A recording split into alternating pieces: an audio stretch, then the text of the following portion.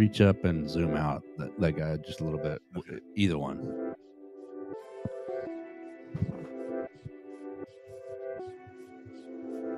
Not too much. No, you're good. Whatever you're comfortable with. This Whatever is you're happy the Joe with. Gaither Show on BamaCentral.com. Oh my gosh, it is.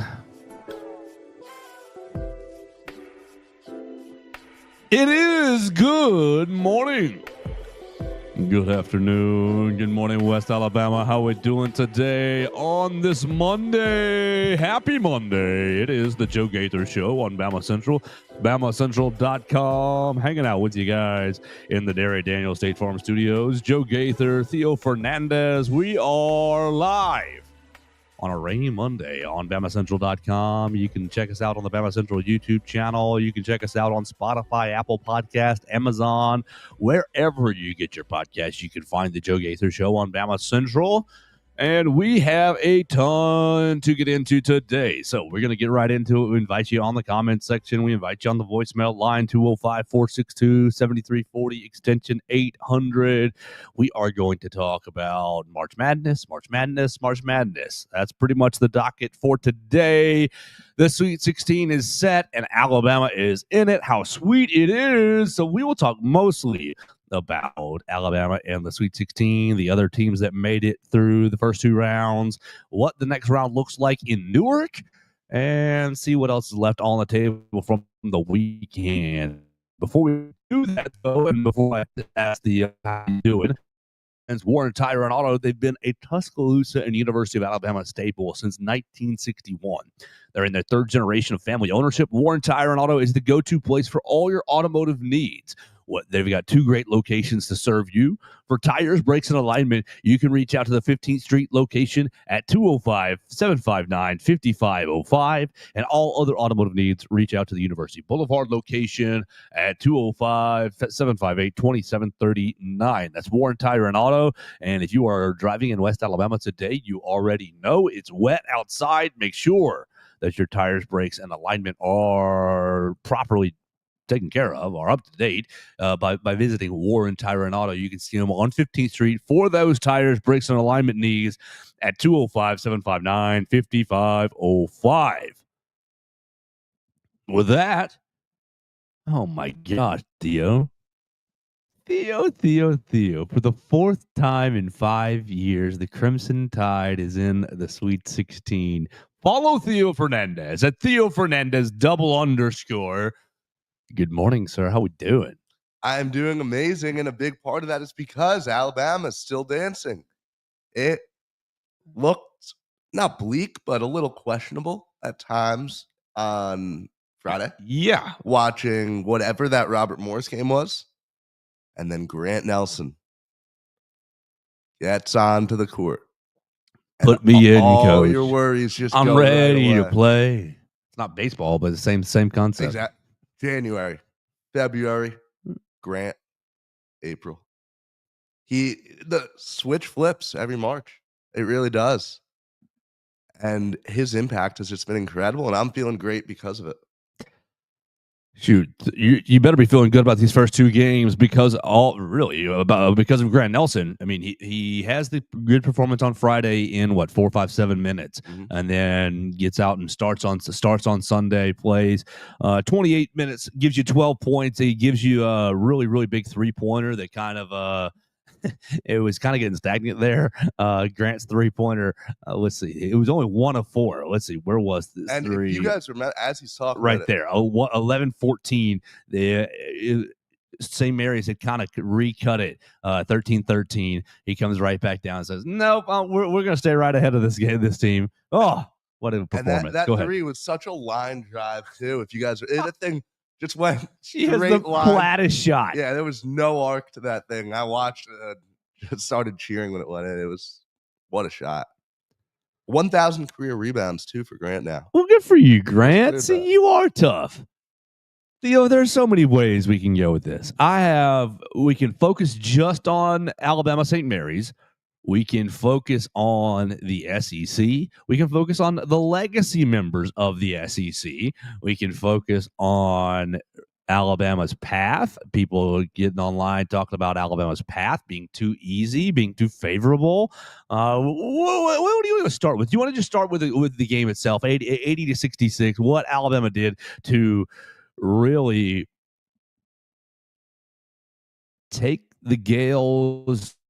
I don't want to say they sped Alabama. They sped the Gales up more than they, because St. Mary's we still played a slower game. You ended with 72 possessions for Alabama, 66 for St. Mary's.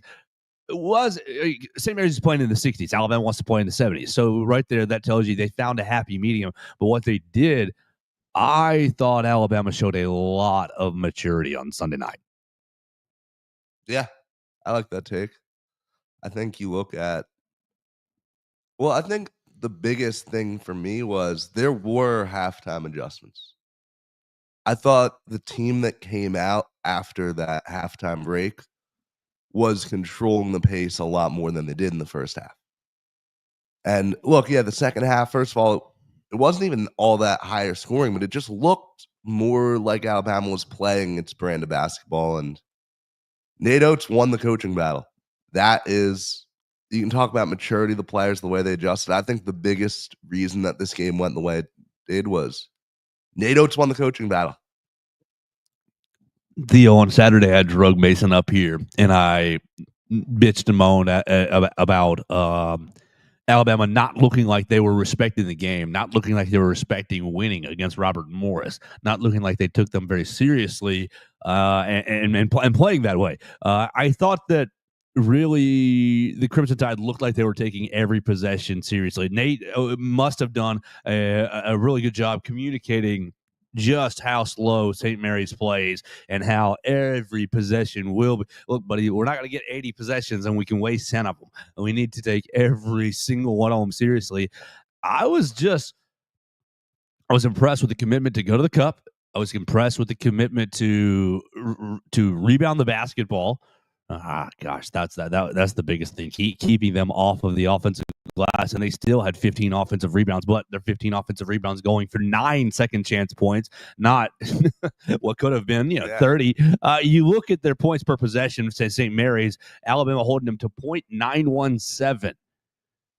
And goodness gracious, if this Alabama team holds teams under 1 points per possession, that's been pretty much the line. If you look at Alabama this year, if they're under 1, you walk away feeling like that was a pretty good defensive performance. That's happened like 5-7 times this year. Not very often. A lot of it's 1.1, 1.2, 1.03, and it's like, we outscored them. Alabama outscored them.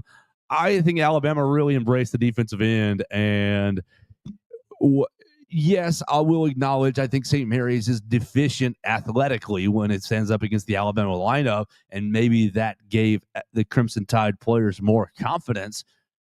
But whatever the difference was, Alabama embraced the defensive end on Sunday evening, and I was just like, okay, this is okay. You're starting to tickle my feelings a little bit, Nate. You're starting to look like these guys have really bought in.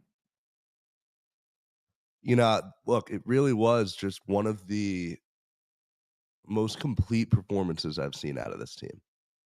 It is the kind of game where, and look, obviously, SEC basketball is different than what we watched last night. We haven't seen many games like that. The closest game to that, I'd say, was that loss to Ole Miss. Sure, that's in the sense of similar brand of basketball was played. Yeah.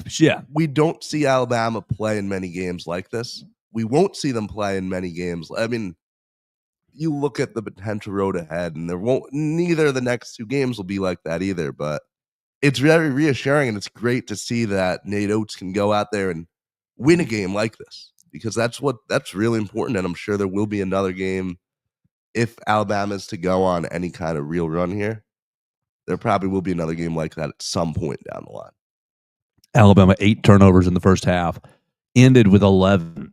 Theo, when Mason and I are here, our magic number when we're talking about games is 12 or fewer. If you can go 12 or fewer turnovers, I'm impressed. You go 8 in the first half, and they cut it down to 3 in the second. I just thought that, you look at the second half, like total boxing, it was a 1-point win. You won 37-38.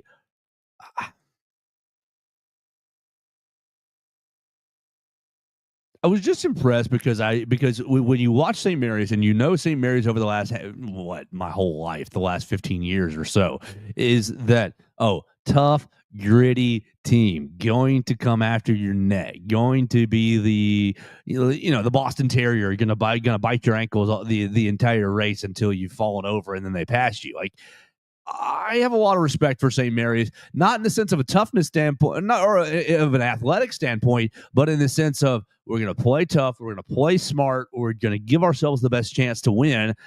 And I think they did that yesterday, but I think Alabama played their game a little bit. We're going to play just as tough. We can play smart. We can prove we can play smart. Obviously, you turned the ball over too much in the first half, and it maybe got a little too quick.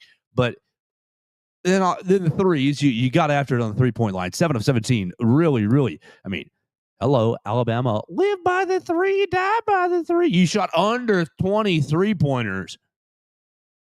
I just was so impressed. It was not really like any performance that I think we've seen this year. You got Cliff 2-game performance. Golly, we need to save a second to talk about Cliff for 2 games. It's unreal. But I was just watching it thinking, okay, this might be a little recipe. This is a recipe that bakes all the way through the rest of this tournament. So I was getting excited. I'll just say that, Theo. Cliff's been so. Are you sleepy this morning? I am not. Okay, all right. I am. It's okay. I was just asking. No, I'm. Look, we're talking college basketball on a Monday morning. There's nowhere I'd rather be. So I actually have no place I'd rather be. A lot of energy right now. Very excited, and Cliff was insane. Yeah, okay. We've had the debate here. I'm going to set you up. We've had the debate all year long. Is Cliff worth the bag? We have our answer now. Look, first of all, what we've seen the past 2 days out of Cliff, that's what I thought we were getting every game. Mm-hmm. That's what I thought. I thought those lobs would be there all the time. Thought we'd see at least like 3 a night. And there have been games like the Kentucky one at home where he did do that, but they were few and far between. 13, when they showed that graphic that he was 13 for 13, and then of course he misses it a second later, but literally as they pull the graphic down, he misses his first shot. But it's absurd just how free every single one of those lobs are. What was the athletic difference? I mean, they did have 2 7-footers, they being St. Mary's, but Robert Morris didn't have anybody that was like over 6'10", and so, brother, it's on. You and maybe we got to find out what BYU's roster looks like, but Cliff, this is what you bought. What we brought you in for? Yeah. We brought you in to be the dunker spot. I thought he could do it against SEC centers. I thought that would happen a little more. God, the SEC is so brutal. 7. Theo, I'm about to lose my mind. I have somebody that told me, oh, it's not impressive. And so here's where I am. I asked this person before the tournament, how many teams need to make the SEC tournament or need to make the Sweet 16? Oh, I'm not going to say just because I don't want to play your silly games. Okay. Well, I said, well, I think they might make 4. I think 4 might be about right. And 4 still feels like a lot. Well, they qualify 6 in the middle of the night or in the middle of the evening. And I'm asking, is 6 enough?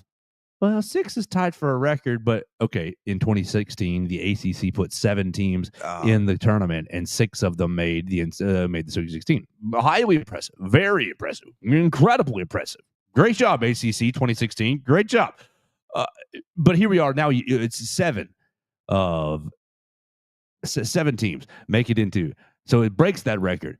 And it's more impressive. Okay, great. ACC is more impressive. 7 teams make the dance. 6, so 6 of your 7 made the Sweet 16. 7 of the SEC's 14 made the Sweet 16. It's absurd. It's ridiculous. Yeah. So basically, where I go from this conversation is, if you can agree, Theo, that a record-breaking performance is impressive, I don't want to have anything to do with this conversation anymore. Yeah, and so I walked away. I was like, okay, you just clearly shown either you're trolling me, which is possible, you're trolling me, or you just don't quite understand how this tournament works. Yeah. And if you don't, that's fine. It's not my job to. It's not my role to. If you don't want to take what I have to say, then that's fine. 7. Yeah, And unreal. a little caveat. Bleep all you expansion teams.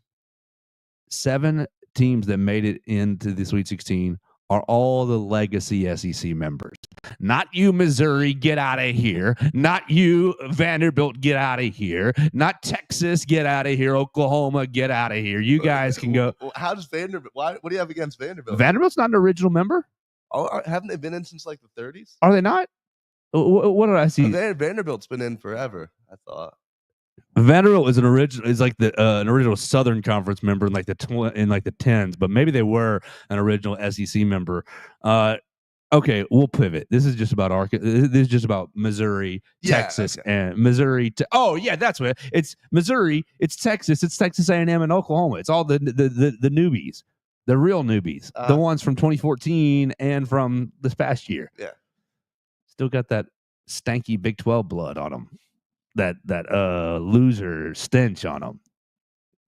Doesn't mean more. All the legacy members got into the Sweet 16. Alabama, Auburn, Florida, Arkansas, Tennessee. 2 more. Help me out. 2 more. Kentucky and Ole Miss. LSU is somewhere crying in the corner. Yeah, at home. Yeah. Matt McMahon. Not even in the NIT. Watching Will Wade highlights. Well, okay, Will Wade. What do you think about Amir Khan? I am out on Mr. Amir Khan. I'm not a Sister Jean guy. I'm not an Amir Khan fella. I'm not like all these ancillary members of teams that go on these runs.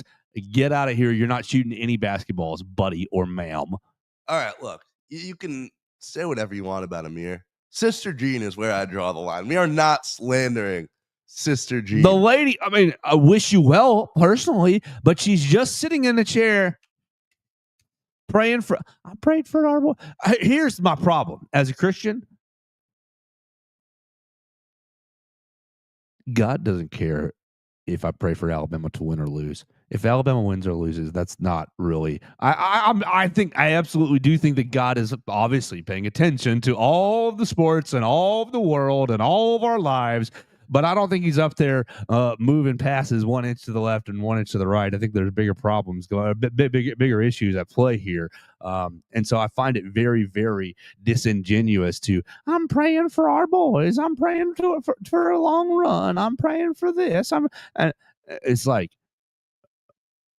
I think you should. I'm sorry, this is a tangent, but I think you show a fundamental misunderstanding of Christianity when you talk about, well, I prayed for us to win. Oh, so are you? Does that mean that you prayed for the other side to lose? Like, because that's not nice. That's not. I don't know.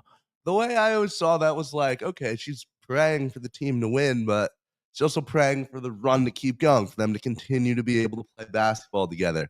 There's so much more about just the win-loss. There's the community aspect. There's, I don't know. So are you an Amir Khan guy? Are you bumping out the boombox with that guy? I will not be bumping out the boomboxes. I saw that clip in like February. I saw it in February. I thought, you know what? This is funny. Didn't think anything of it. My problem is I don't know the whole why is he who we're obsessed with. He seems like an awesome He's guy. got some like cool handshakes with the team before, but like you're stealing all the players' shine, buddy. He seems like an amazing guy. I think it's really cool that we live in a world where he's able to turn this into life-changing wealth and a new opportunity next year at NC State. Is this just jealousy? Is this just Joe Gaither jealousy? Might be. I think it's awesome that he's able to do. I'm a little tired of just. I'm more posts about him than I do about the games. That's a little annoying. If I were Will Wade, I would say, "We ain't taking you. You're not a take." He's clearly working though. They clearly want him. They do. Yeah. But if that's what I'm saying, I want him. No, I'm saying, hey, buddy, you got to stay at McNeese. Go in the portal, look for another job. Look for another managerial job. Will Wade's probably hiring him when he graduates, if we're being honest. All right. So Alabama. We're here in the Derry Daniel State Farm Studios. It's a rainy Monday morning. We hope you all have a great Monday morning and are excited about the week ahead. We thank Derek Daniel and his team for sponsoring the program. You can call Derek at 205-758-3391 for all of your insurance needs. Call us if you'd like at 205-462-7340 extension 800 and leave us a voicemail about Alabama basketball's performance in the NCAA tournament. Next thing we got to talk about, Theo. What's that? Alabama's path was too easy. Oh, come on. Alabama's path is so favorable. Do we really need to waste time talking about this? Is this something we have to go into? Yes, we have to, because people are stupid, Theo. People are legitimately dumb. Legitimately, I'm sorry. Like, all the entire crux of my annoyance and anger over the last 2 weeks is people just not understanding the tournament. People comparing the tournament to football. Oh, so much football comparisons. Like, it is not the same at all. Not even close to the same. And you get the championship or bust. We don't care if it's not. Like, hello, I'm going to celebrate the fact that Alabama made their fourth Sweet 16 in 5 years. Like, that consistency should be celebrated. But look at this. Yeah. Well, Alabama got a good drawing Robert Morris. I'm sorry. What do you expect from a 2 seed? I mean, what do you expect? Look at these other 2 seeds, Theo. Michigan State got to play Bryant. Are we gonna sit here and about Michigan State? No. Who cares? Oh, St. John's wrecked Omaha by 30 points. Tennessee played Wofford and wrecked them by 15. Okay. Alabama won by 9 over Robert Morris. This is just simply showing your ignorance and just reading a name that says Robert Morris and seeing 15 and being like, yeah, they must suck. They must not be good. They must not be that good. And look, were they that good? They were above average. They were a good little mid-major basketball team, sure. But look, all the 2 seeds got a good first-round game. That's how basketball works. That's how this tournament.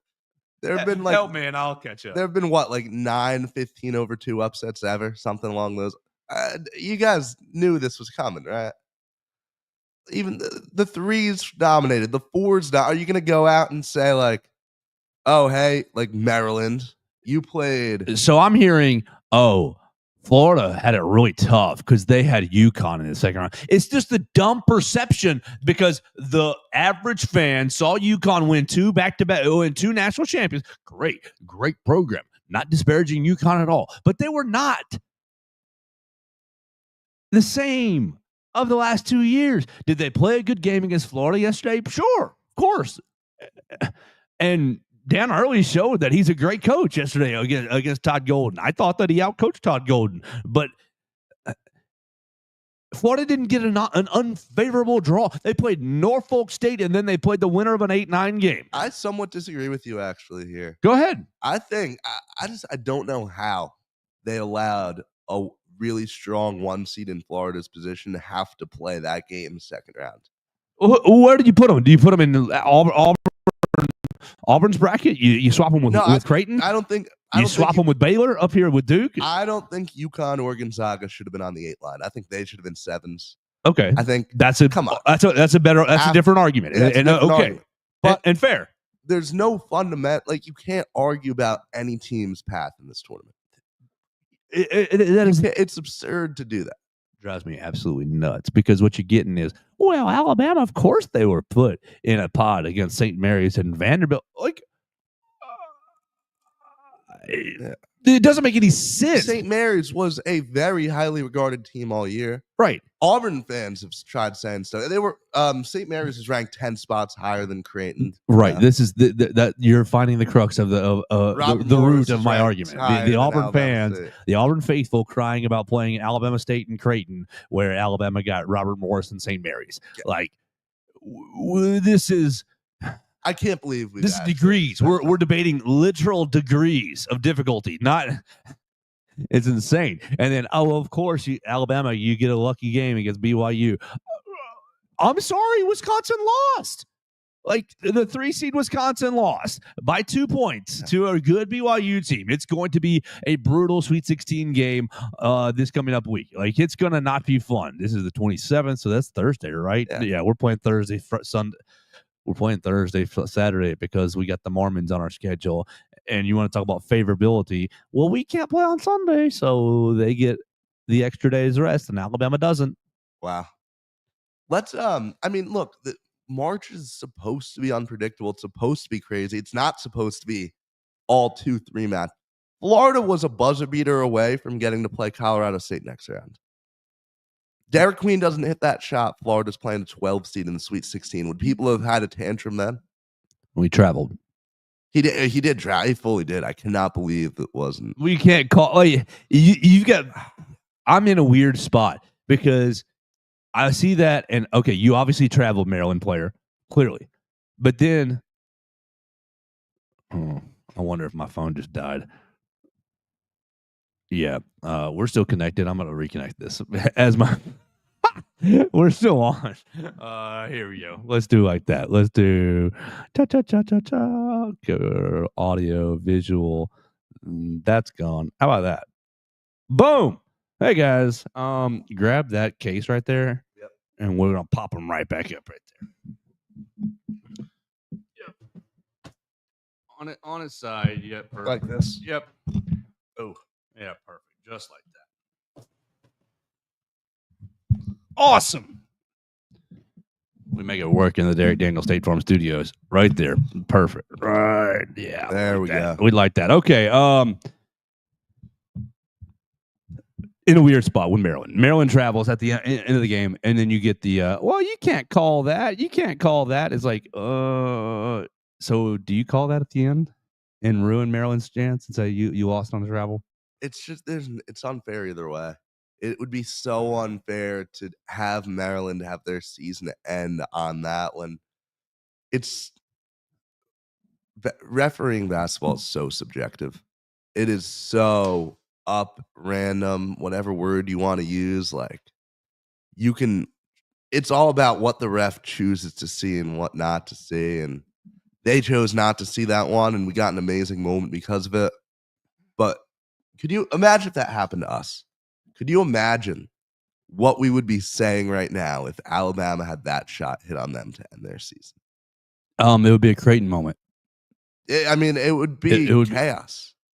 So you're still young, but do you remember Alabama losing to Creighton in the NCAA tournament? I'm aware of the Bama Creighton lore, yeah. Right. So it'd be like that. It would be just like that. Whatever team hit that shot on Alabama would immediately go to the top of the list as far as public enemy. God, Trevor did get fouled against the Creighton Blue Jays. So it would be like that. So all this to say, everyone's path is what it is, and everyone is. I don't have any issues with any of these. Nobody's getting favorable pass. If you got a 1 seed, you've earned a good draw. Mm-hmm. You've earned playing these 4-5 matchups. And guess what? If you're a 2 seed and you're playing a 6, Texas Tech's playing Arkansas. It's a 10 seed. It doesn't matter. Absolutely ridiculous. All right, so anything else from these first 2 rounds? What's your biggest take or take away from these first 2 rounds? Alabama related, or it can be SEC, non-SEC, whatever, anything. What you feeling from these 2 rounds before we move on a little bit? Yeah, I think it's just a more general college basketball take that just needs to be said, because it's, again, one of those things where I can't believe we have to devote time to talking about it, but some of the takes I've been seeing on X have just been so atrocious. We had a very chalk tournament. Mm-hmm. This is not what every March is like. People are all of a sudden acting like upsets haven't been happening at a crazy rate. Talking about, with NIL, these smaller schools will never have a chance to compete. Let's take a little look at some of the stuff that's happened in the 3 tournaments that we've had NIL for. We've had a 15 seed in the Elite 8. We've had another 15 in the Sweet 16. We've had one of 2 16-over-1 exits or upsets. We've had Yale. We've had Oakland. Yale. We've had McNeese. We had Richmond. That's that Golke kid, right? Yeah, Jack Golke for Oakland. That's a kid that I want. His face. He had such a punchable face. His face looked like a video game. He was shooting like he was in a video. That's game. right. Yeah, that's right. But we just keep seeing all these runs. FAU, would an American Conference team go to the championship as a 9 seed if it was really that bad? This was a year where the top teams were abnormally strong. We've had plenty of years where, it happens about once a decade where we have no top 4 seeds lose in the first round. This isn't unheard of. But does that make the tournament bad? I think it's such a terrible take. I put it out there as a kind of a troll on Friday. Was this the worst first round ever with Mason? From the perspective of, I want to see chaos and great finishes, yeah, it was the worst one that I can remember. I won't deny that. We've still had our moments. That Michigan, but isn't bad pizza still pizza? Exactly, and that is my whole. That's why I don't like any of these sentiments that are being echoed. This is almost everyone's favorite sporting event of the year. We all, at the end of the day, had a great time watching the past 4 days of basketball. We got amazing moments. We got the Derek Queen shot. We got Rick Pitino losing to Arkansas. That was great. That Oregon-Arizona game last night was incredible. There were plenty of great moments still, and next year, I guarantee you, we'll be right back to the regularly scheduled madness where you'll see teams losing left and right. But right now, let's just look at this Sweet 16 that we have, with 15 of the teams being seeded 1 through 6, with the other one being Arkansas with the Hall of Fame coach. This is fun. This is going to be really fun. There is not a single matchup in this Sweet 16 where I look and I'm like, oh, that's going to be a bad game. This is going to be an amazing Sweet 16 that we get because we had not a lot of upsets. Florida, Maryland, Texas Tech, Arkansas, Kentucky, Tennessee, Houston, Purdue on one half, Duke, Arizona, BYU, Alabama, Ole Miss, Michigan State, and Auburn, Michigan on the other half. Gonna be a lot of fun, really. That's a lot of big brand basketball, big brand name basketball. I'm very excited. So Bama's playing on Thursday against BYU. When we finish this show, Theo, I have to basically find out if I'm going or not, because we got to communicate with the team a little bit to figure out if I'm going to Newark or not, and then that'll kind of adjust the rest of the week's schedule accordingly. If we're not, which will be fine. If I'm not, if I'm going, it'll be great. If I'm not, it'll be fine. If I'm not, we'll absolutely do 5 shows right here from the Derek Daniel State Farm Studios. If I'm going, we'll figure out what we need to do as far as getting shows on the air, into the ether, into the right places with Mason the rest of the week. So that'll be on my docket for today. What else is going on? What else is going on this week outside of the? Oh gosh, hey, we cannot have this Monday show without talking about our ladies, the Alabama women, taking down Green Bay, and they're taking on Maryland today at 4:00. 4:00 on the ESPN2. 4:00, and if they win, that'll be the first time getting to the second round. They will have qualified for a game in Birmingham. It's a really big deal for the girls. Now, I'm not going to sit here and break down the girls like an expert, because I don't know anything about Maryland, and I just be reading you names. I do think that they showed. I watched a decent amount of it on Saturday morning, 12:30. I watched the second part of the game, and they were already up on Green Bay by about 10, and they kind of held that margin pretty much the whole time. Christy was getting after him. Coach Curry, she was getting after the girls. She was fired up. I know Essence Cody got herself in a little bit of foul trouble and got sat down on the bench. And I don't know if Essence was crying because she got hurt or something, or if she was crying because she got into foul trouble, or because of Coach Curry yelling at her. I don't know, but she was visibly crying on the bench. But she got herself together, and they won the game. 4:00 today. Can they do it? Can you beat Maryland? Let's look at one or two basic things for Maryland. Maryland is a 1.5 point. Alabama's a 1.5 point favorite, so that's a good thing. You're playing on Maryland's home floor, so hey guys, it's gonna be a challenge. 24-7, 4th place in the Big Ten. Can we we turn this into a little sidebar? Sure. How would you feel about the hosting in the men's tournament? Like the Terrible. top, you don't like awful, it at all? Awful. It's a terrible idea. The women do it because it's cheap. And because they need fans to go. Yeah. Because it's cheap, because the arenas are already there, and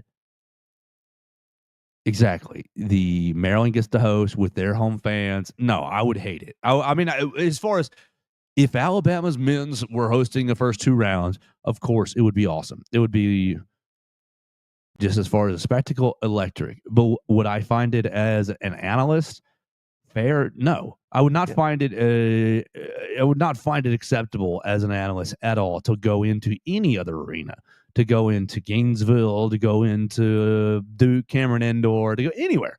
I would say this is hooey, massive hooey, and it really is, because every time Alabama, though, this is what Christie's 4th tournament in a row. 3rd in a row, maybe 4th out of 5 years, I think is what it is. I know it's 3 in a row. But each time they've gone as an underseeded team, fine, okay. And then when they go and play the host, gotten their doors blown off. It's not fair. It is set up. It's a system that is set up to get their top seeds to the next rounds, because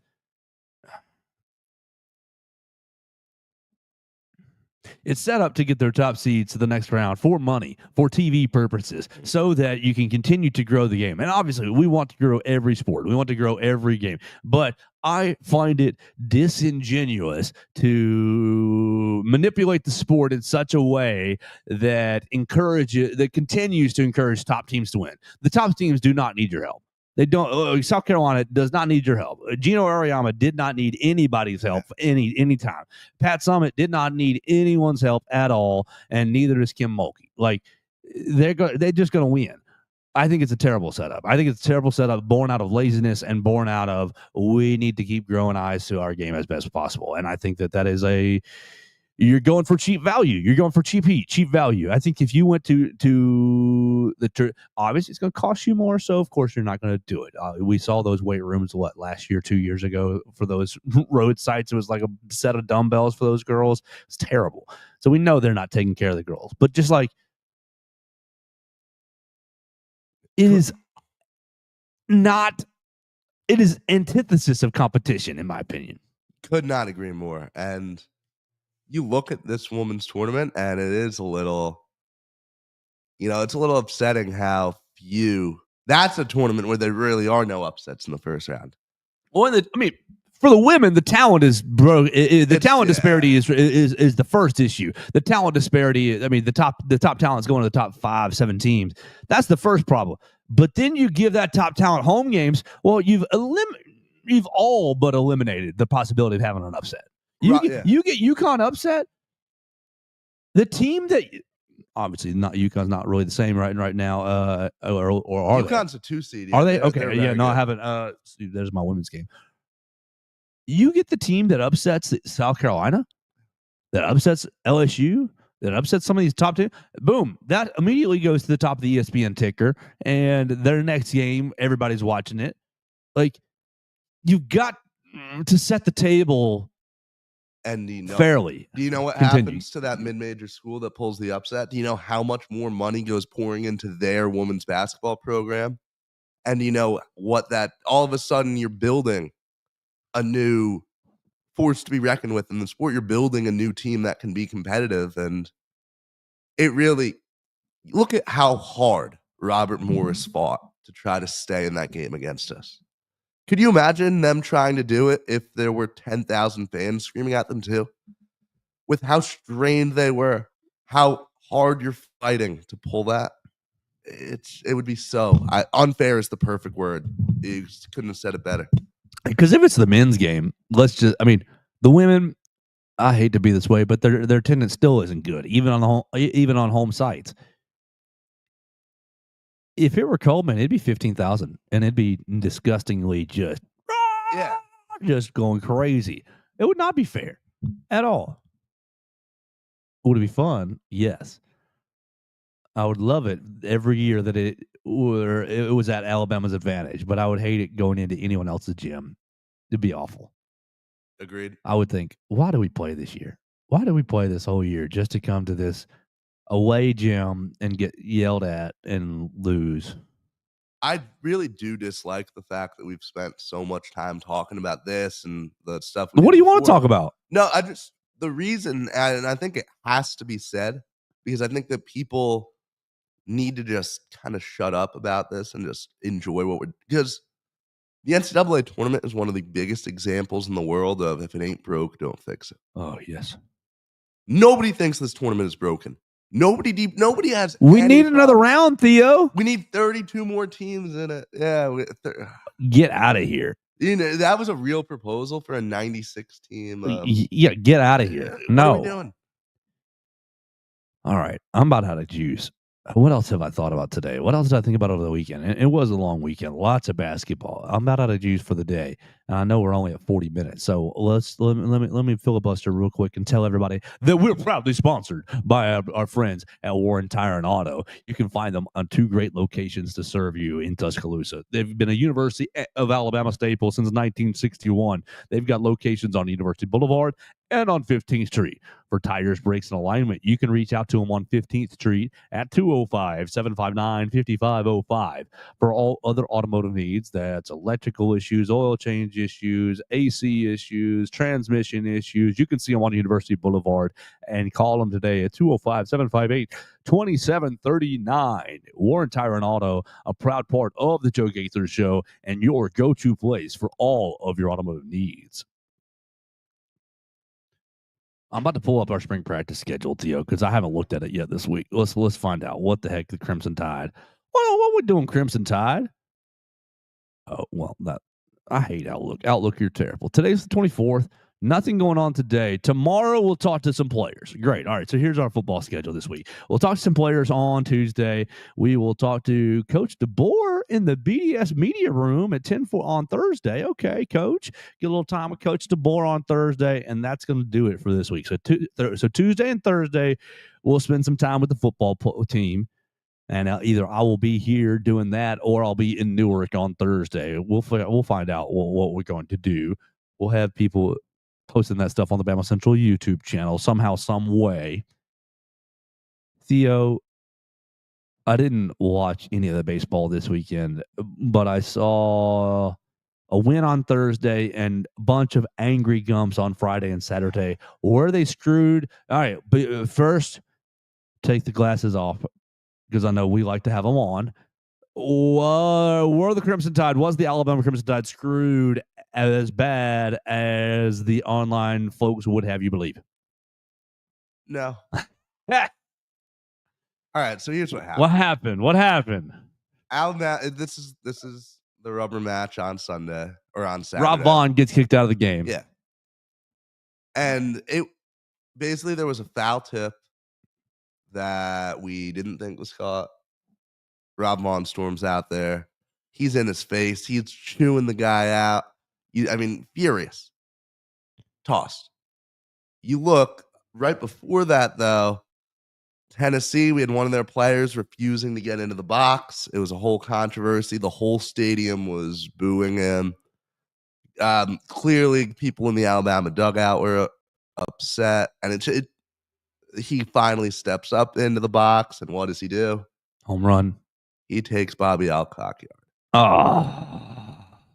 So there was some tension building up. Rob Vaughn goes out. You're always trying to get your players fired up too. Sure. And he said Coach Jackson, who spoke post game, said it perfectly. I mean, he literally just said, yeah, we're gonna stick up for our guys. It's a mentality manager should have. So the manager, I'm pausing here real quick for clarification and a question. Yeah. So Rob Vaughn comes out to holler at home plate umpire because the previous batter didn't step into the batter's box on time. I think that might have been one of the things that kind of built the tension. Okay. Like that was just part of the exposition leading up to it. It was because of that call. The foul tip. Yeah. That was something that he thought was worth So he thinks that the Alabama catcher catches a foul tip for an out, and the umpire basically didn't rule it that way. Yes, Okay. and people were. I don't know. It's a tough call. Tennessee fans will say they're right. Bama fans will Well, say what will you right. say, Theo? You watched it. I didn't watch it. What will you say? I'll believe whatever you'll say here. I think the call is right. Okay. I think the call is right. Now, in all my time on X tweeting stuff out, I've had a couple tweets go pretty well. You know, At Theo Fernandez double underscore. Yeah, Theo Fernandez double underscore. The most interacted with tweet is this video I just posted of Vaughn getting thrown out. Just recorded it, sitting next to Peyton Davis up in the press box. Great job, Peyton. Great job, Peyton. 20-second video, like 110,000 like views. You're like, famous, bro. Tennessee fans all in the comments, like, oh, dude, calling out Rob Vaughn, laughing at Alabama, reposting the. I'm getting like quoted on the video. Yeah, they're the worst people in the world. I've discovered. It's not Tennessee Auburn fans. Twitter. It's not Auburn fans. It's not Arkansas basketball fans. There is a new. It's not Green Bay Packers fans. It's Tennessee. Tennessee fans are the worst people in the world. You've never met a Philadelphia Eagle fan. I've met two, and they're pretty tame. But you're right. If someone ever were to be an Eagles and Tennessee fan, I think. Oh, I can't even imagine having to deal. They're the that. worst. They're the worst winners in the SEC, and that's what makes them so bad to me. They do not handle winning well at all. Instead of celebrating with themselves, instead of celebrating by singing Rocky Top, the immediate Tennessee fan reaction is to, I need to go rub this in someone's face. Yeah.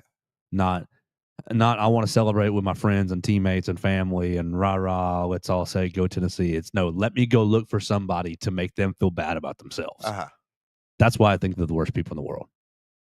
And why I'm sorry. I have my best friend is a Tennessee fan, and Taylor, you're the worst person in the world. I love you, but drives me absolutely nuts. Social media is going to be so toxic between Tennessee and Kentucky. That Sweet 16. Awesome. Oh, that Sweet 16 is going to be. Because Kentucky fans are, at least for basketball, they are on that level. Dude, they were insane last Saturday. They were insane in Bridgestone Arena, just screaming. Oh my gosh! Just after every call, that's a foul, ref. After every, you need to blow your whistle. Just they were wearing these officials out last week. If you guys want to play a fun game next year, around the SEC tournament, keep an eye on ticket prices for the SEC championship game, and watch how much those prices drop as soon as Kentucky loses. The fans really are unreal. It's impressive. That's why I was scared about like NATO possibly leaving to go to Kentucky last year. Oh my gosh, that triggers me. Did you see what happened? The Texas thing? Yes. Yeah, come on. We're not. That was never gonna happen. No, it was never gonna happen. But Texas, you're dirty. Huh. You're some dirty MFers. I'm sorry, you are, Texas. Like, I've really always kind of liked Texas, but what they did this past week was truly dirty. Rodney Terry is a mediocre basketball coach. Fine. Okay. But we can all agree. We can all see what he's done over the last couple of years. It was fine, not great. You make the tournament this year in a year that you should not have made the tournament, but you won a couple games in Nashville, and I guess you got yourself in. Great. You go in the first four and you lose to Xavier, right? Yeah, you lose to Xavier. And you come home and, okay, hunky-dory, the season's over. And Texas, this feels so icky to me. Like, that's why I'm pausing, because I feel so I don't want to be cursing, but because it just makes me feel so nasty. Well, they say, well, we don't know if we like Rodney Terry or not. We obviously recognize above average, not great. We're going to start shopping. They shopped this man's job before they fired him. Right? They shopped this man's job. They call NATO. It's his agent. They call, I guess, Sean Miller, right? They call Sean Miller. Oh, who just beat them. We just lost his. Let's call that guy. He just beat us. They called like 3 or 4 or 5 different names and got turned down. And it was basically like, if we can't get one of these home run names, we'll just keep Rodney Terry. But as soon as Sean Miller, okay, we got Sean Miller on the hook, you're fired, Rodney Terry. That is that is dirty. That is so dirty. And Texas, that's not how a blue blood acts. That is not how a blue blood athletic program. No one's trying Texas basketball. No. As an athletic program, as an entity, Texas athletics is one of the top 10 athletic programs in the country. I'm not gonna lie, Joe. I see nothing wrong with what they did. That's immoral. Is it? Okay. All right. Theo's an average co-host, an above-average co-host. Good, not great. Good enough to get it done. But we have a run of good shows, and it goes okay. We have a couple bad shows. It goes okay. Whatever. You get mixed reactions from the fans. Keep showing up on Monday. Keep showing up, buddy. But as you keep showing up on Monday, I'm going to be calling Dan Patrick and Stephen A. Smith. I'm going to be calling Dan Lebitard. I'm going to be calling all these superstars. And the second I can get one of them, you're fired, buddy. Dan Lebitard calls you right now. Asks to come on the show next Monday. You're bringing him on. But I'm not firing you. You're on. Like, yeah, he's coming. Right, absolutely. Like to go. But if I'm not happy with your performance, I need to tell you right to your face and say, "Hey, buddy, you're not doing a good enough job. You're fired. Go look for another radio. Go look for another podcast to join. Give you the freedom. I held you hostage. They're holding Rodney Terry hostage. I feel like you gotta. I mean, he's a guy who's been there a while. He was the so respect him enough to fire him. Respect him enough to fire him so he can. Oh, am I the Texas coach now or not? Yeah, but I think. I don't know. I have to imagine that they were keeping him updated on all this. I mean, I feel like you're kind of describing it like, oh, they're just like he's got no clue what's. Of course, he has a clue. They're trying to replace him. I don't really see a huge problem. I think you would know if I'm calling a bunch of other yahoos at UA to look for. You'd be like, man, I guess Joe doesn't really like me. I guess he's, I'm not doing a good enough job. I guess. It's different. Yeah, it's dirty. Yeah. It's dirty. Well, it's just tough because, like, okay, if I find out that I'm on the hot seat, you know what I'm doing? I'm bringing my A game. Like when people are tagging me in Twitter posts saying, "Oh, where's my Bam in the NBA update?" What do? I go home and I make that Bam in the NBA update for the show. Oh, you have one? I have it. Oh, so we'll get that later in. But perfect, Dax. This is going to be your moment. In about 3 minutes, we'll give the Bama and the NBA update. My point is, like, it's a little like coaching it's a season. His season's over. It's the off season. They're taking some time. They should have just fired him right then and there and done their shopping. If you're Rodney Terry and there's a chance the team's going to bring you back, obviously he's going to want to come back. Sure, he is. Maybe. They're taking a week at the beginning of the offseason to make this decision. They should have just fired him right off the bridge. Because they would have kept him had Sean Miller not taken the job. So that's why you don't fire him, yeah. And if you're Rodney Terry, that's like, oh, I'm a lame duck coach. I'm just here until they can hire somebody better, or until you win them enough games where they can't fire you. Yeah, that's the cute perspective. Texas basketball had the season that they were supposed to, Rodney Terry wouldn't have been fired. They wouldn't have been in this position at all. They should have just fired him right off the bat. I'm not even against them firing him. I have no issue with them moving on and getting a new coach. It's the how. It's we might not get the guy we want, so we're just going to leave you in limbo until we get the guy we want.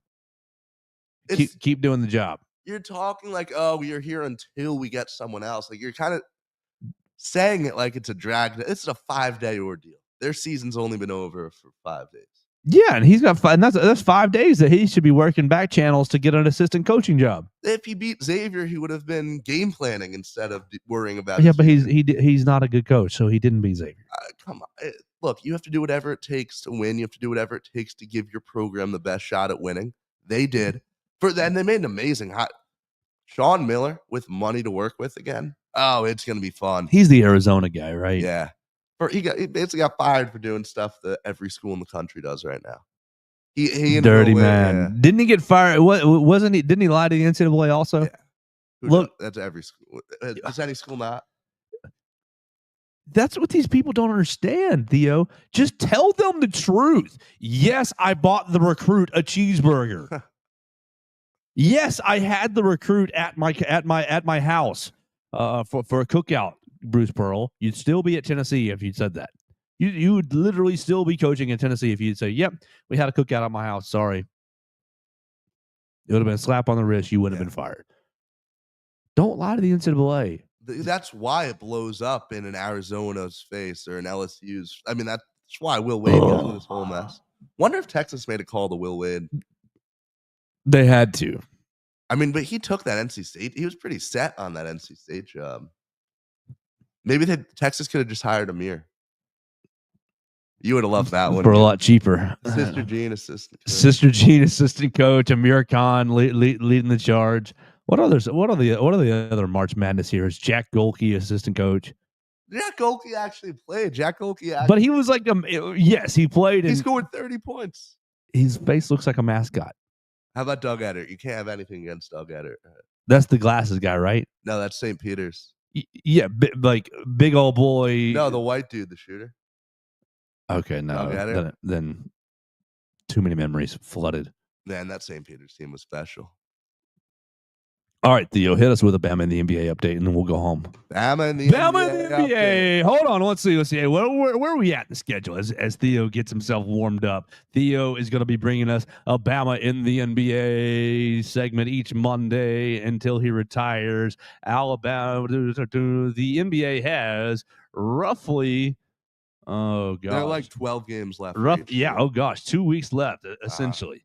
So 2 weeks left in the NBA. The standings are as follows: Cavs, Celtics, Knicks, Pacers, Bucks, Pistons, Hawks, Magic, Bulls, and the Heat all round out the play-in. Then in the West, you got Thunder, Rockets, Nuggets, Lakers, Grizzlies, Warriors, Timberwolves, Clippers, Kings, Suns round out your top 10. Couple NBA guys, couple Alabama guys in the NBA on several of those teams. This is Theo with Bama in the NBA. Here we go. So we're going to start off with overall the best Bama guy playing right now, and that was Colin Sexton. Yeah. He had 18 earlier in the week against Washington, and then blowout loss to the Celtics. Obviously, the Jazz aren't that good, but he did drop 30, led the way. It was his third 30 ball of the year. He shot 12 of 16 from the field, just absolutely lights out, and it's interesting watching him at this stage in his career because just a couple years ago, this guy was like 21 years old, scoring 25 points per game in the NBA. Looked like a future all-star. The injuries, all that. Okay, he probably will never be that. He can play meaningful winning basketball, and he can be a key, like, sixth-man type piece on a great team. Right now, he's putting up empty numbers. There's no way around it. I mean, Utah is not in any position to play real winning basketball. Get Colin Sexton into a better position, and I hope he finds somewhere. People's perspective on him will change a lot. Young Bulls still got it. Noah Clowney has not played amazing basketball. He shot 3 of 15 in his 2 games this week. He also went 0 for 5 from the field in a game where the Nets almost actually beat the Celtics. And yeah, 0 for 5 is far from ideal. So Alex Reese had a career high 11 points. He did it against the Thunder, a team that actually waived him. So as the Sixers season kind of unravels, Alex Reese has had a lot of playing time.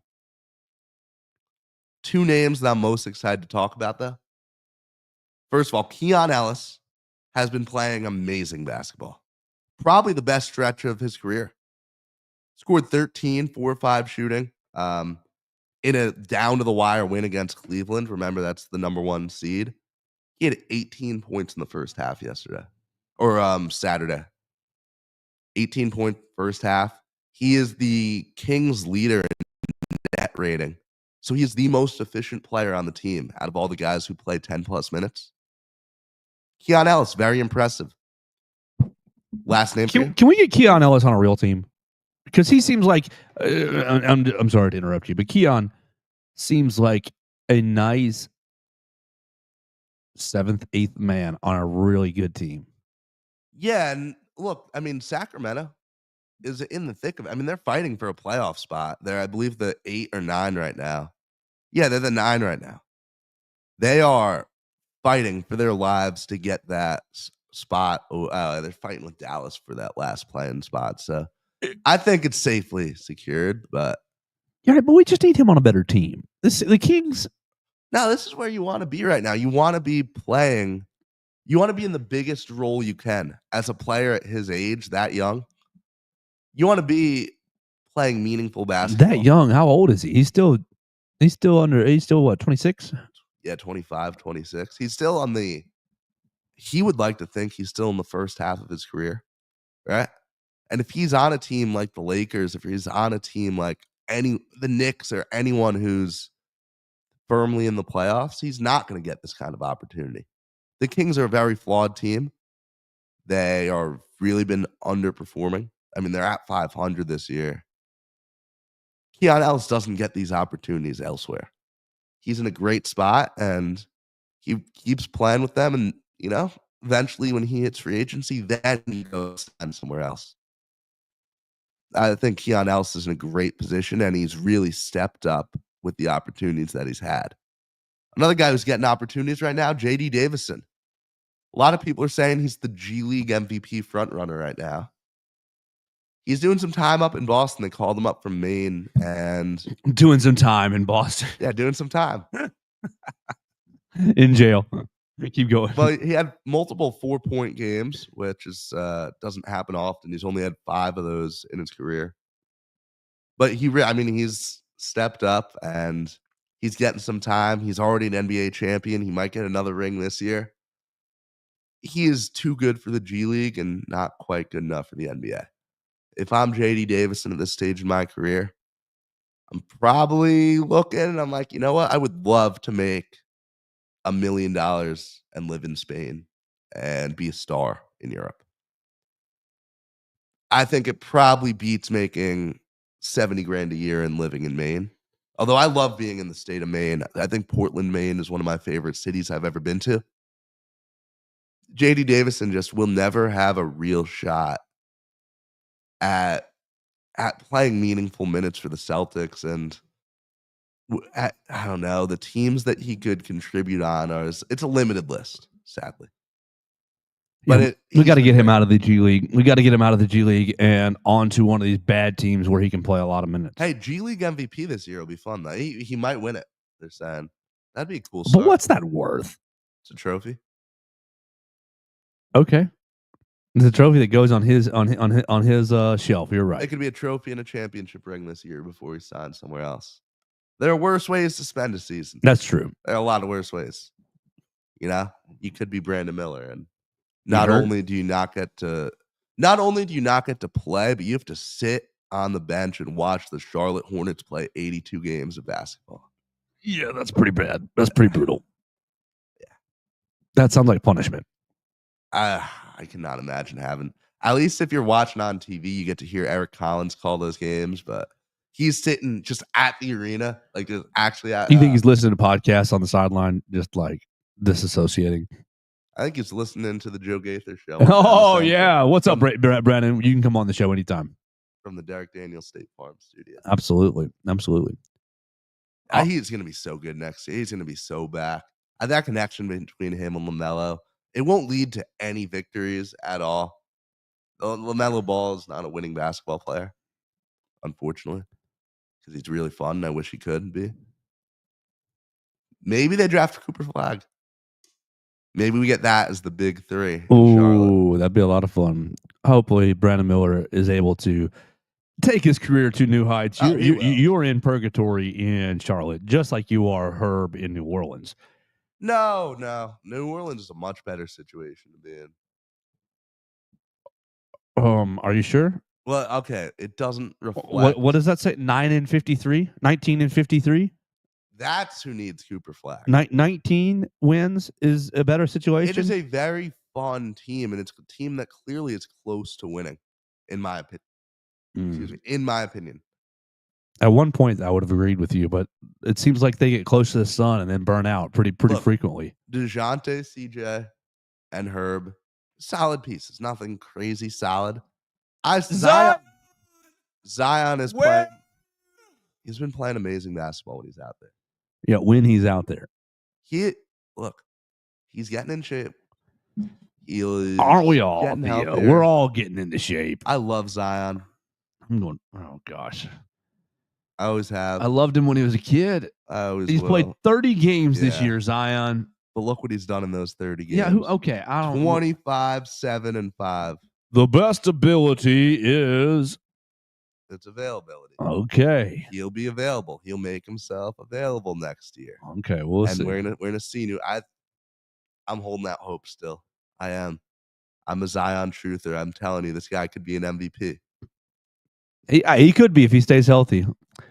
All right, Theo, anything else you got for the people? You're going to be gone for a week. What do you want to leave the people with over the week? Thank you so much for your Bama in the NBA report. We'll get part 2 next week for Dax. What else you got for the people before you say goodbye, or do you just want to say goodbye? I think we've talked about we talked about just about every sport. Say it.